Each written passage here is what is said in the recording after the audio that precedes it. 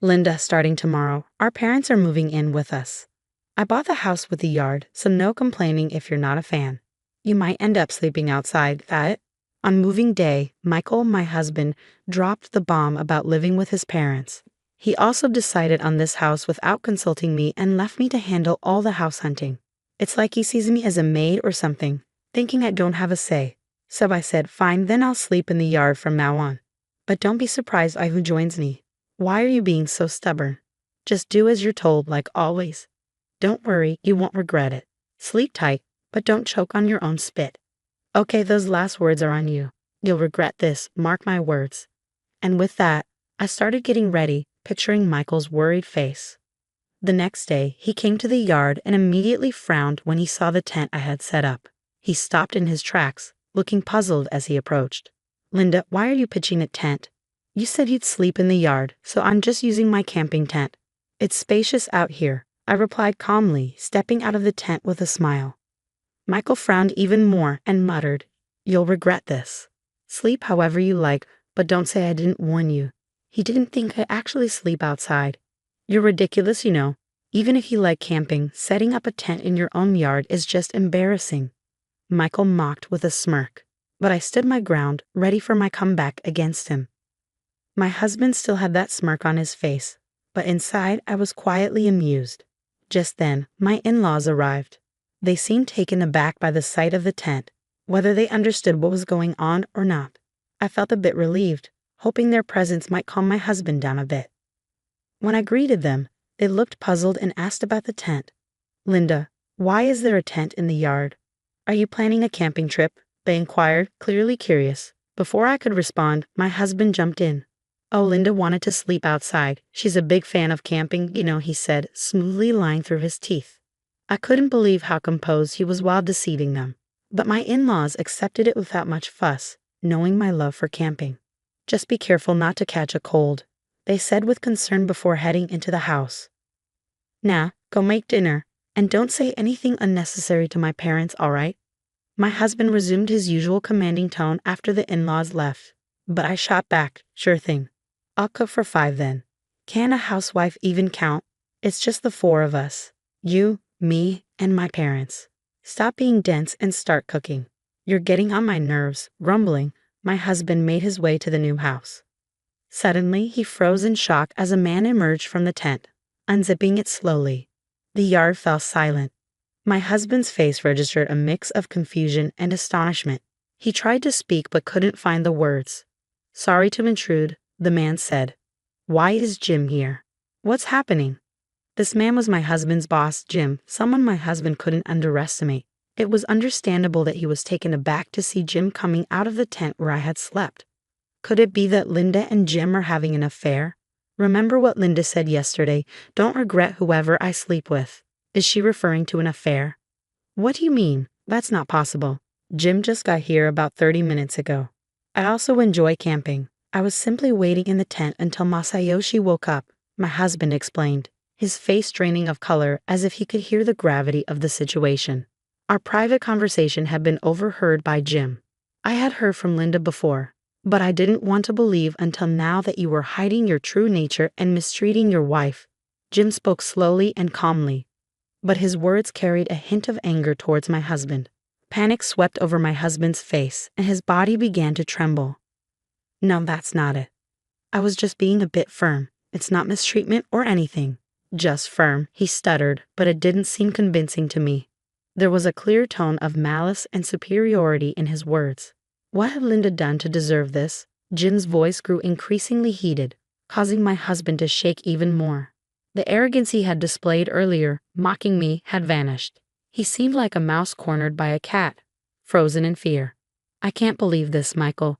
You do great work at the company, but to treat your wife like this, I'm frankly disappointed. I never meant to mistreat my wife. I've just been stressed lately with work not going well, and I guess I took it out on her, my husband said, sweat dripping down his face as he searched for excuses, his mind racing. Despite what Jim said earlier, my husband was highly respected at work, not just for his job performance but also for his character. If you didn't know better, you wouldn't believe he could treat his wife poorly. But both Jim and I knew the truth, all the things my husband was hiding. and Jim's visit today was connected to those secrets. Then Jim quietly mentioned a woman's name to my husband, Lily Smith. You're familiar with her, right? Yes, she works at a client I handle. Is there an issue with her? She's my wife. Immediately, my husband's eyes widened with shock and confusion, rendered speechless. His expression shifted instantly to one of surprise and fear. Jim stared at my husband with a cold gaze. Gathering his courage, my husband began to speak hesitantly. Lily is Jim's wife. But that can't be, you have different last names. Lily uses her maiden name at work. It's easier for everyone if she's referred to by the name they know. Many women at her workplace do the same. I didn't know anything, and I've made a terrible mistake. In truth, my husband was having an affair with Lily Shimamoto, unaware that she was his boss's wife. Jim had come today to address the affair. I was truly stunned when I learned about your affair, especially that the other woman was my wife. This isn't something that can be shrugged off as a misunderstanding, and regardless of who the other person is, having an affair is unacceptable, Jim stated firmly. You heard it from Linda. Hey Linda, how long have you known? Since when? I've known for several months, since around the time Michael started to withdraw after learning about my infertility, I responded. The catalyst for my husband's mistreatment was my infertility discovery. While undergoing treatments, my husband was unsupportive and distanced himself, leaving me feeling alone.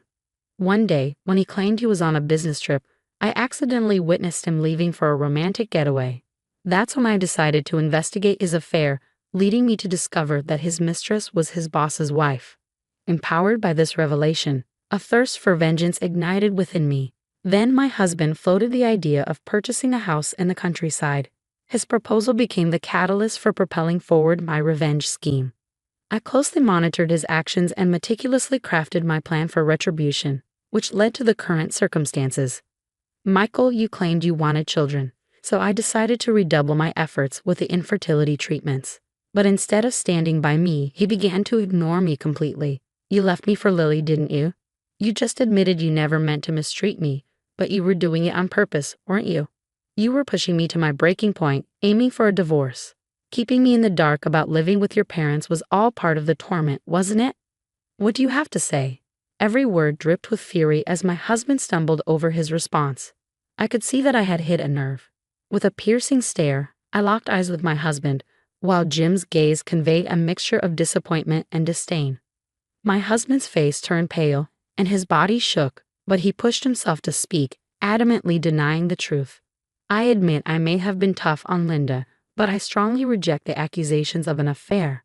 It's just a baseless claim from Linda and Jim. There's no evidence, right? Linda mentioned a romantic trip, but I simply ran into Lily by chance during a business trip. We had meetings and went for drinks because of work, but there was no affair. I understand, indeed, there's no evidence. We haven't prepared any, right? There's no proof, but you're definitely having an affair. Admit it and apologize to Jim first. Linda, enough now. I didn't have an affair. If you want me to confess, show me the evidence. Don't act all high and mighty and order me around. My husband erupted in anger, his words aimed at me without restraint. The tension in the air crackled with my husband's fiery rage, a clear sign that he felt cornered with nowhere to hide his true self. Unknowingly, he was digging his own grave. What's the matter, Michael? Why are you shouting like that? It's echoing inside the house, I remarked, bewildered by his outburst. Oh, isn't that gentleman over there JLI? I'm terribly sorry for causing a disturbance. Actually, I came today to discuss Michael's affair, Jim announced calmly. The in-laws were undoubtedly stunned by Jim's words. They stood frozen, mouths open in disbelief, as a heavy silence settled over the scene. After a tense 10 seconds, Michael's father-in-law cautiously spoke up. Is it true about the affair, Michael? I find it hard to believe Jim would joke about something like this. Can you explain so we can understand? Dad, it's not true. I'm innocent. Jim is just assuming I'm guilty without any evidence. I swear I haven't done anything like that. You can trust me. Linda, what's happening? I don't understand anything, Mother, Michael protested. I'm sorry to have startled you, but what Jim is saying is true. Michael has been having an affair, and the other woman is Jim's wife. Now, I will prove it, I stated firmly. With that, I pointed to a specific spot. Michael and the in-laws followed my gaze, but all they saw was the tent in the yard. Confusion etched their faces, but they were about to witness something shocking. "I'm so sorry," Lily apologized as she emerged from the tent. Jim hadn't arrived alone. Lily accompanied him. Thus, the entire conversation had been overheard by Lily as well. Meeting Lily for the first time, the in-laws were startled to see an unfamiliar woman stepping out of the tent. Meanwhile, my ex-husband was profoundly shaken by the realization that his affair partner had been nearby all along. "We don't need evidence, Michael. Lily has already fully admitted to the affair." "Actually, we do have evidence, but having Lily confirm it seemed quicker. I also wanted to see your reaction, and you certainly revealed your true colors. Unknowingly, you were digging your own grave. Bringing Lily here, has she already told you everything?" Michael's question prompted Lily to nod silently. Once again, Michael's body trembled, and his face drained of color. "Father, mother, as I mentioned earlier, I have been mistreated by Michael. I wasn't even informed about this living arrangement. I had to sleep in a tent in the yard because Michael ordered it. He treated me as disposable because of my infertility and chose to have an affair with Lily. I don't understand, Michael. You told us changing our environment might improve the chance of fertility treatments. Was that all a lie? You said you would support me, right, Michael?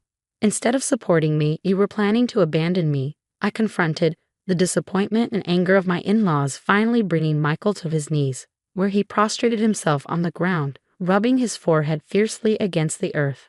"I'm truly sorry. I was shocked to discover Linda's infertility. Having children was my dream, so I thought if I couldn't have children with Lily, I'd need to remarry someone else. That's when I met Lily, thinking she could fulfill my dream." Michael trembled as he desperately confessed, seeming to realize that excuses wouldn't suffice anymore. Without lifting his forehead from the ground, he continued to apologize profusely. But then his body was abruptly thrown to the ground with a dull thud under the furious gaze of his enraged father-in-law. "Linda wanted children too, didn't she? Have you ever considered her feelings? Being unable to conceive, do you think of your wife as property to be discarded when no longer needed? What do you say, Michael?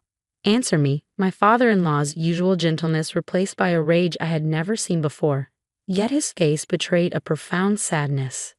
It was unthinkable that his beloved son could commit such inhumane acts behind the scenes and still attempt to justify them. "I've never been a parent, but the thought of my own child doing such things would tear me apart," my father-in-law expressed with anguish as Michael lay on the ground. His mother approached with a similarly pained expression.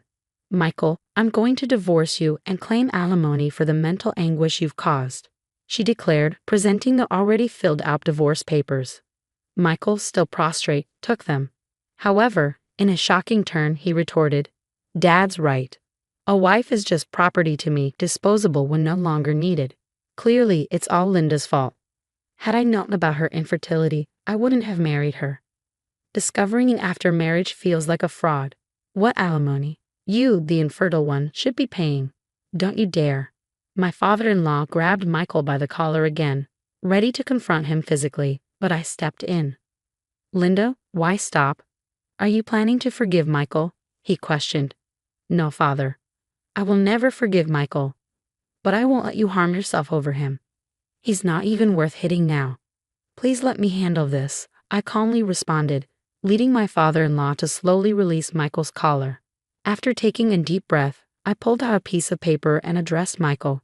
"So everything is my fault because I'm infertile, and you're the victim, right?" Michael was left speechless as I handed him the paper, which contained results he had never anticipated. "Me, infertile? I can't produce children." It turned out the cause of infertility wasn't solely mine, but also Michael's. I had requested him to provide a sample for testing, knowing that infertility isn't always due to the woman. The results diagnosed Michael with azoospermia. While there might be a chance for recovery with treatment, it seemed challenging. I had intended to inform Michael, but he was too preoccupied with his affair to engage in a proper conversation with me. Ironically, now was the first time we truly confronted each other after so long. "I don't believe this. Is this some kind of setup by Linda?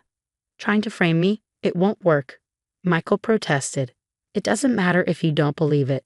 You'll eventually come to understand. My only desire is to sever ties with Michael and ensure he faces the consequences he deserves. Now, sign the divorce papers quickly," I urged. "Are you serious? With that tone, it's gotta be a lie. Tell me it's a lie." Michael repeatedly reviewed the test results, his head in his hands. Jim, the in-laws, and I could only sigh deeply at his state. Lily appeared to be filled with regret as well. Leaving Michael behind, we stepped away from the new house, and Jim and his wife returned home to discuss further. The in-laws then apologized to me, expressing their regret. We might not have been aware, but we failed to see the pain Linda was going through. We don't expect forgiveness, but this is how we feel. We will do whatever we can for you. Even if you divorce Michael, we will always be on your side and ensure he takes responsibility. Just wait and see. There was no need for you to apologize.